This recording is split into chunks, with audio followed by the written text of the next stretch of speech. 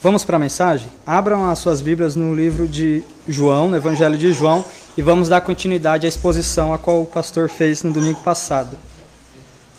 João, no capítulo 10, o versículo 32.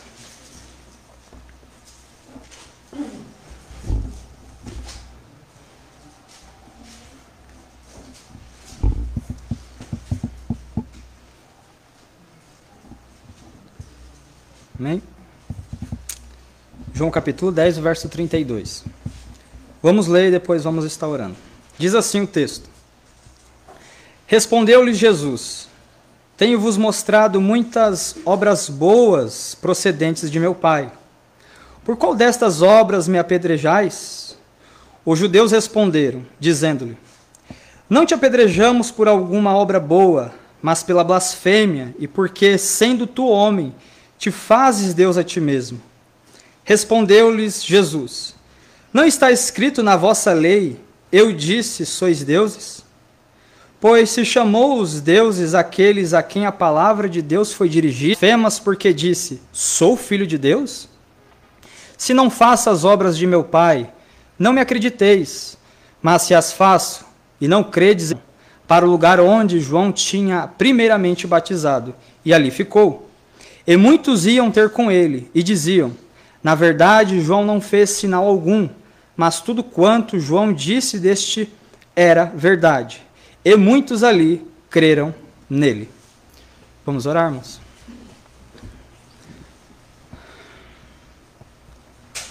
Ó Deus Santo, Pai, pedimos, Senhor, mais uma vez a Tua graça, a Tua bondade, a Tua misericórdia sobre nossas vidas, Senhor. Pai, que esta palavra possa penetrar em nossos corações, que nós possamos ser constrangidos pelo Teu Santo Espírito. Ó Senhor, que possa haver sinceridade em nossos corações e um santo temor em ouvir a Tua palavra. Nos dê reverência e santo temor diante de Tua presença, Jesus. Pai, ajude-me, pois sou fraco e miserável. Não tenho eloquência, não tenho nada, Senhor, mas peço que o Senhor guie-me por Teu Santo Espírito. Fale ao coração da Tua igreja, fale ao coração daqueles que são ouvintes na internet. Que o Seu Santo Espírito guie tudo isto. Pedimos isto em nome e nos méritos de Jesus Cristo. Amém. Amém. Irmãos, essa exposição que eu vou terminar é do capítulo 10, já é a terceira pregação e nós vamos fechar o capítulo aqui. Na mensagem passada, o pastor terminou no versículo 31, mas nós vamos precisar do versículo 24, do versículo 30 para podermos introduzirmos essa mensagem. Por quê? Porque no versículo 24 do capítulo 10 ainda, a qual vamos trabalhar, vai dizer que Jesus estava no pórtico de Salomão quando era inverno, 2 meses depois da onde ele já estava no capítulo 9. Mas o que é interessante aqui, enquanto Jesus estava no pórtico, e é preciso que os irmãos prestem bastante atenção aqui para que os irmãos compreendam a mensagem, é a pergunta a qual os líderes judeus vão fazer a Jesus Cristo. Porque toda a argumentação, todo o rebate a qual vai ter no decorrer desses textos aqui que vamos elaborar, vai ser tudo por conta desta pergunta. Tudo vai se localizar por conta de uma pergunta que os líderes levantaram para Jesus. E a pergunta é essa no verso 24. Eles dizem, até quando terás a nossa alma em suspense? Ou suspensa? Mas literalmente o que os líderes judeus estão perguntando para Jesus no pórtico de Salomão, ali no templo, os judeus rodeiam a Cristo e perguntam-lhe, até quando você vai ficar nos deixando em suspense? Diga logo se você é o Cristo, se você de fato é Jesus, o Cristo, nos diga, nós queremos saber. Aqui parece uma pergunta humilde, aqui parece-nos uma pergunta até sincera, e de fato é uma pergunta sincera, mas com muita malícia, e nós vamos ver isso. Jesus, o primeiro rebate que ele vai dar aos líderes judeus está no versículo 30, depois que ele discorre todo um discurso. No versículo 30, ele vai concluir que eu e o Pai somos um. E com isso, Jesus não está querendo dizer, como a filosofia diz, eu e o Pai somos um em essência, mas aqui ele está dizendo em termos teológicos, eu e o Pai somos um, no sentido de que o poder ou a harmonia de Deus Pai habita em Cristo. Cristo e o Pai, ambos andam totalmente em harmonia. É isso que Jesus quer dizer com eu e o Pai somos um. Ele não está falando de essência no âmbito filosófico, mas ele está dizendo teologicamente, eu e o Pai temos total harmonia. Tudo aquilo que eu penso, o Pai pensa, tudo aquilo que o Pai pensa, eu penso. Harmonia de pensamento, harmonia de atitude. É isso que ele está falando. E é exatamente essa resposta de Cristo que vai suscitar no coração daqueles líderes judeus uma fúria. Exatamente isso. Porque percebe, eles fizeram uma pergunta. Diga-nos logo, não nos deixe em suspense. Se você de fato é o Cristo, nos diga. Parecia uma pergunta honesta, porém, quando ele diz francamente quem ele é, a primeira reação dos judeus, dos líderes, é o quê? Apedrejar Jesus. Eles queriam uma resposta, e de fato Cristo deu. Sou Deus igual ao Pai, nessa resposta. E isso vai suscitar uma gama de refutações entre o Cristo e os judeus. E é nisso que vamos entrar agora no verso 32, que diz assim: Respondeu-lhes Jesus: Tenho-vos mostrado muitas obras boas, procedentes de meu Pai. Por qual destas obras me apedrejais? Aqui Cristo não só diz que não tinha razão alguma para a sua crueldade, mas os acusa de ingratidão por retribuírem de uma forma tão injusta os favores de Deus. Tampouco diz apenas que lhes prestaram serviço através de uma ou duas obras, mas de muitas maneiras lhe fora bondoso. Cristo, no verso 32, após os judeus pegarem pedras e quererem apedrejar Cristo, o seu primeiro argumento vai partir de uma pergunta, que é: tenho-vos mostrado muitas boas obras. E de fato Cristo tinha mostrado muitas boas obras. Quantos milagres Cristo não veio fazendo até este capítulo? Multiplicação de pães. Quantos mais? Tanque de Betesda. Paralítico. Quantos milagres? E os irmãos sabem que Jesus tinha feito isso. Os irmãos gravam. E essa é a indagação de Cristo. Quantas obras boas? Por qual delas vocês querem me apedrejar? Quantas obras eu fiz? Não foi uma, não foi duas.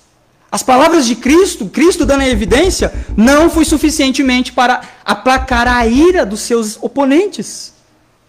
Quanto ao que o evangelista diz, que ele escapou de suas mãos, isto de forma alguma se poderia realizar, senão pelo poderoso exercício do poder divino.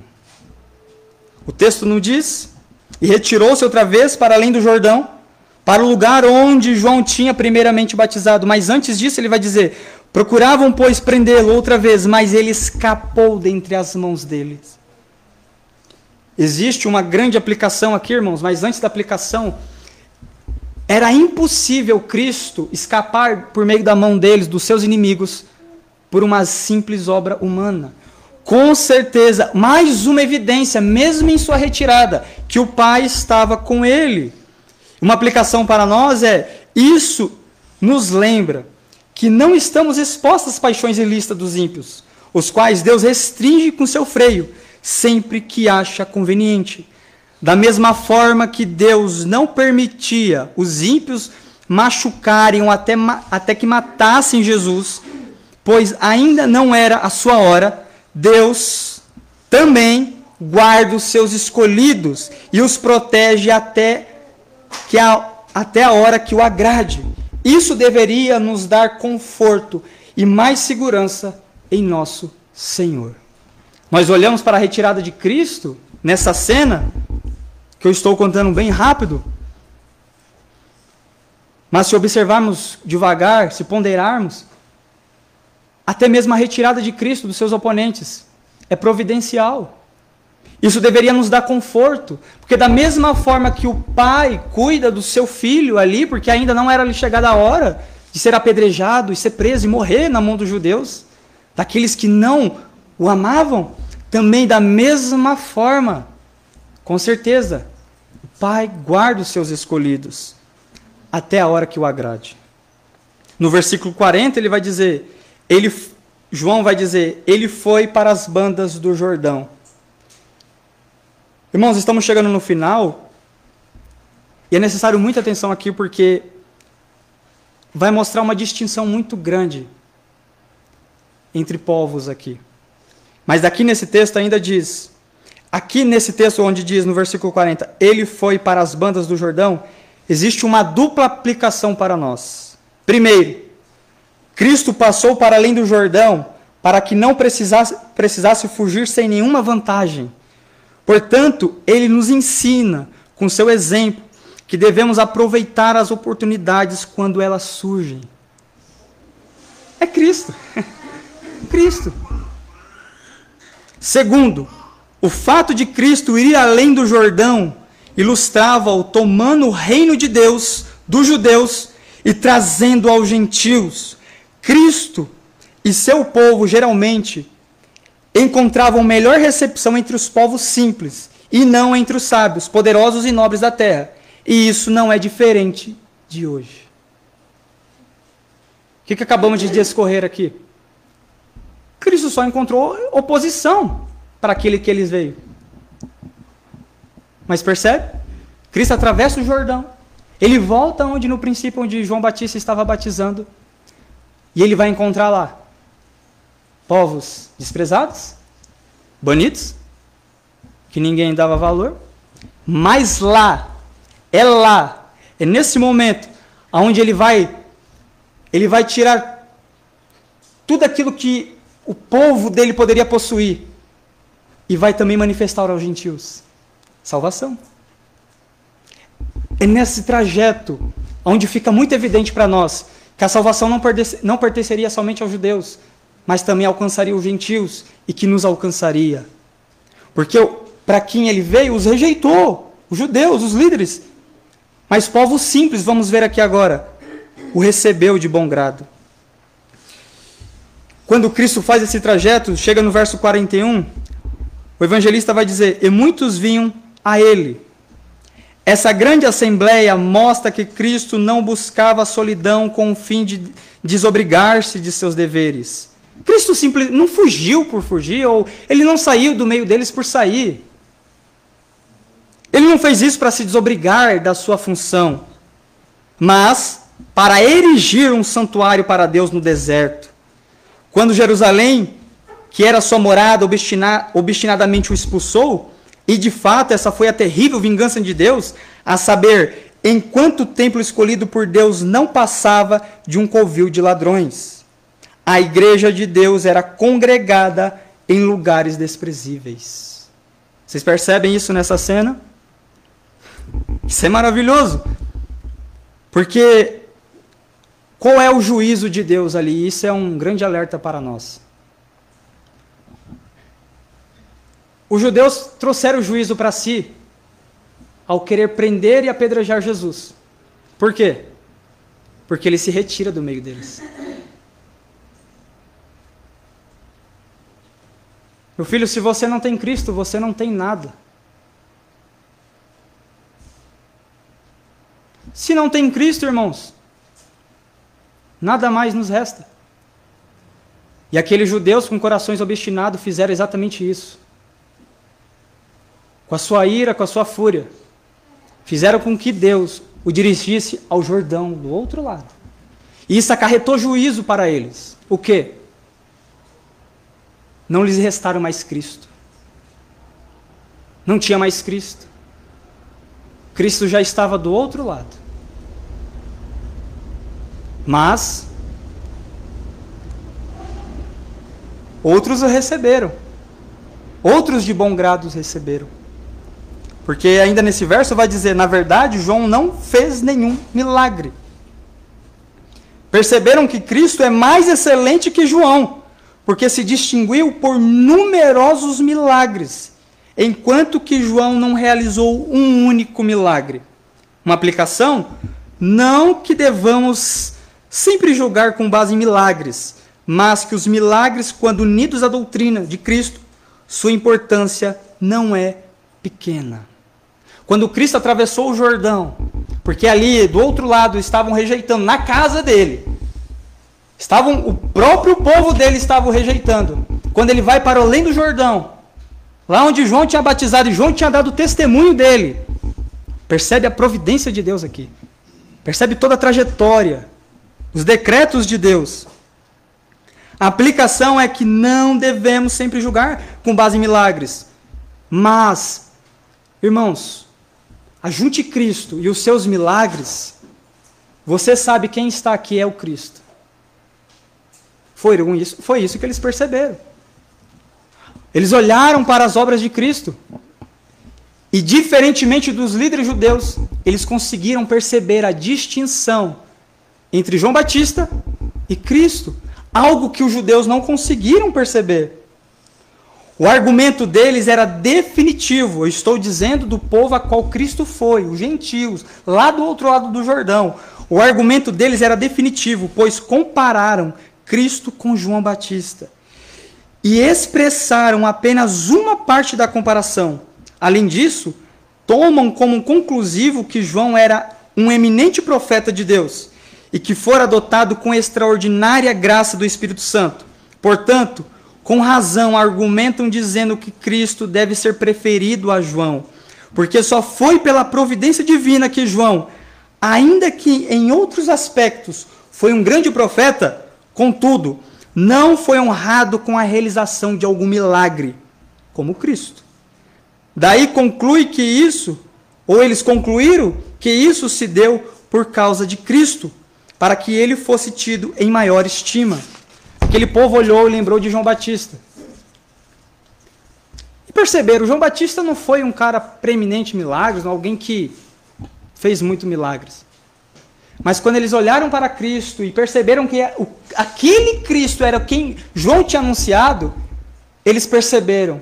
Agora entendemos porque Deus não providenciou tantos milagres a João Batista. Para que dessemos mais honra a Cristo. Para que percebêssemos quem Cristo é. Por isso que os milagres estão nele e com ele. É por isso que ele fazia. Era para que aquele povo desse atenção e percebesse o maior valor de Cristo em seus milagres. Percebe? Foi como eu disse. Não que devemos dar tanta atenção a milagres, que não tem nenhum problema com isso também, mas os milagres junto a Cristo, você tem o Cristo. Os milagres unidos àquele homem, Jesus, eles perceberam, era o Cristo.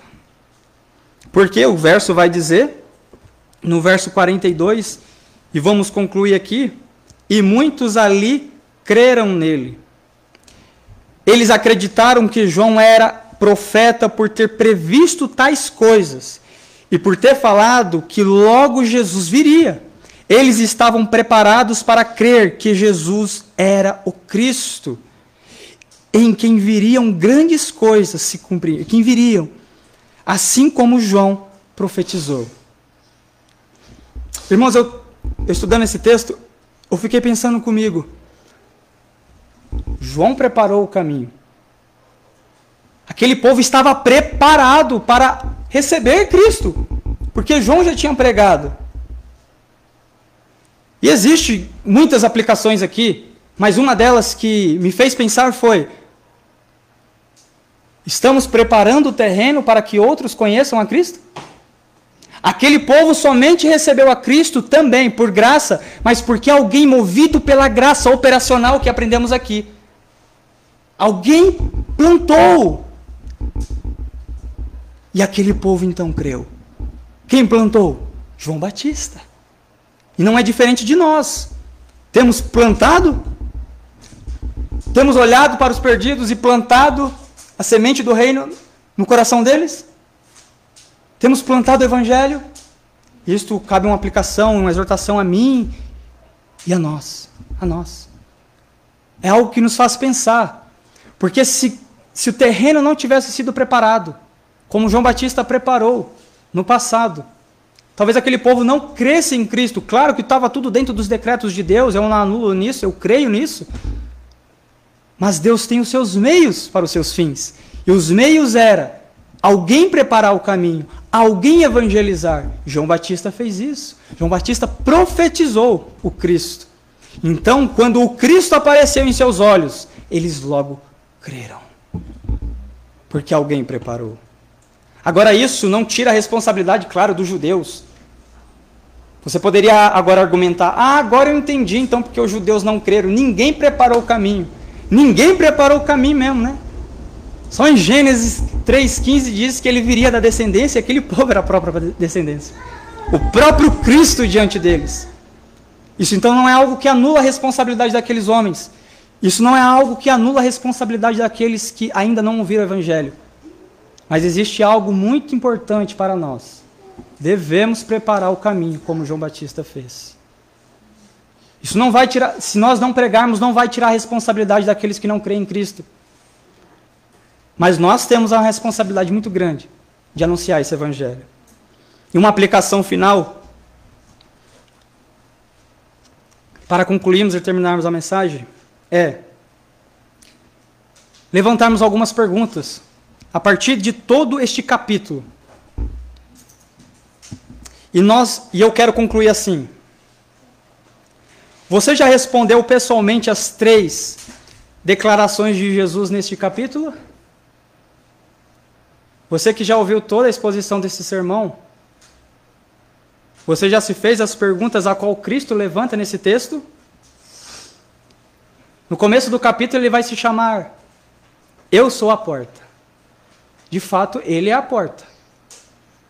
Você já entrou pela fé e recebeu a salvação? Ele é o bom pastor.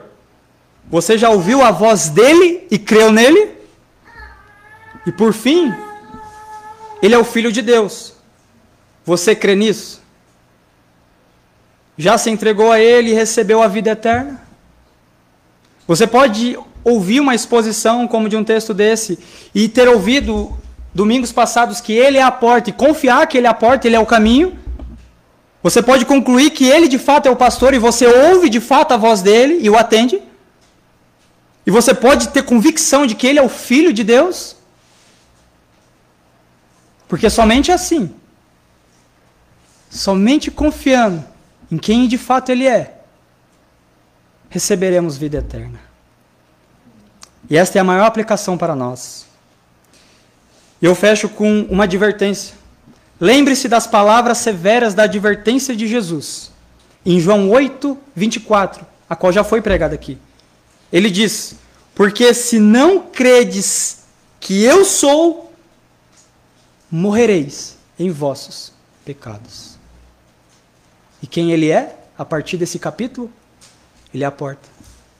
Ele é o bom pastor. Ele é o Filho de Deus. Que possamos crer nisso, irmãos. Esse é o maior chamado para aqueles que ainda não confiam em Cristo. Crer de fato que ele é o caminho, ele é o mediador que nos leva ao Senhor. Crer que de fato ele foi aquele que morreu na cruz pelos nossos pecados.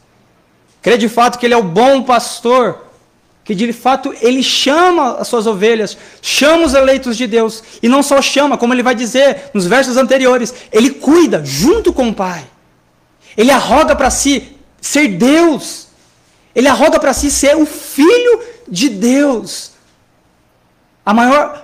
Irmãos, a maior crença, a maior responsabilidade que você pode ter na sua vida, o melhor, a sua vida depende disso, em você crer se Jesus é o Filho de Deus ou não. A vida eterna te aguarda. E tudo vai depender disso. Quem você diz ser Ele? Se você diz que Ele é o Filho de Deus e confia de fato, então a vida eterna é garantida nele. Grave isso. E fiquemos com isso.